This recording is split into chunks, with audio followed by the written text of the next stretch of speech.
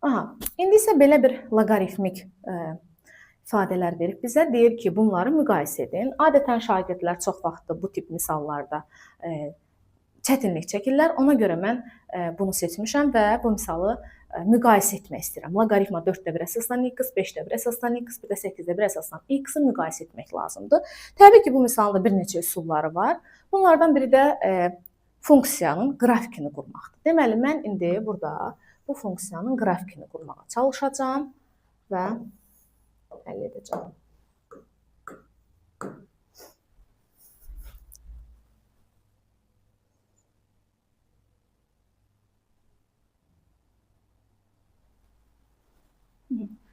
Deməli, biz demişdik ki, əsas əgər 1-dən kiçikdirsə, funksiyanın qrafiki bu şəkildə olur. Yəni, indi 4-də 1, 5-də 1, 8-də 1-i verib bizə. Deməli, 4-də 1 burada olacaq, 5-də 1 burada olar, 8-də 1-i də buralarda bir yerdə düşünürük. Deməli, baxırıq ki, burada qeyd eləməməliydim.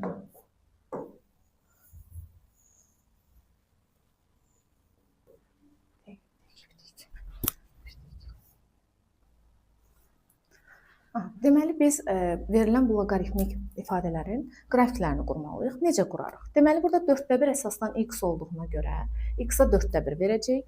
Burada 5-də 1 əsasdan x olduğuna görə 5-də 1, 8-də 1 əsasdan x olduğuna görə isə x-in yerine 8-də 1 qoyacağıq. Məlum məsələdir ki, həmin o qiymətlərdə y 1 alacaq. Aha. Deməli, baxırıq ki, əslində qrafikimiz biri burada qeyd edirik, x-in bir qiymətini. X-a 4-də 1 versək, x-in 4-də 1 qiymətində burada olur nöqtə. 5-də 1 burada olur. 8-də 1 isə bunların arasında daha kiçik olduğuna görə 8-də 1-in nöqtəsi isə burada yerləşir. Və biz demişdik ki, bizim əsaslarımız, loqaritmanın əsası 1-dən kiçik olanda bizim qrafiklərimiz bu şəkildə olur. Gəlib 1-dən keçir, belə. Sonra digəri belə və digəri isə, baxın belə. Biz artıq verilən bu loqaritmə 4-də 1 əsasdan x, 5-də 1 əsasdan x, 8-də 1 əsasdan x-ların qrafiklərini qurduq. İndi isə baxaq bunları müqayisə edək. Necə müqayisə edəcəyik? X-in istənilən bir qiymətini götürürəm, aparıram, baxın, qrafiklərin üzərinə. İstənilən bir qiymətində müqayisə etmək istəyirəm. Baxıram ki, bu hansının qrafikidir? Bu loqaritma 4-də 1 əsasdan x-in qrafikidir. Bu loqaritma 5-də 1 əsasdan x-in qrafikidir. Bu da loqaritma 8-də 1 əsasdan x-in qrafikidir. Baxıram ki, 4-də 1 əsasdan x-in y-i daha böyükdür. 5-də 1 əsasdan x-in qrafiki biraz ondan kiçikdir.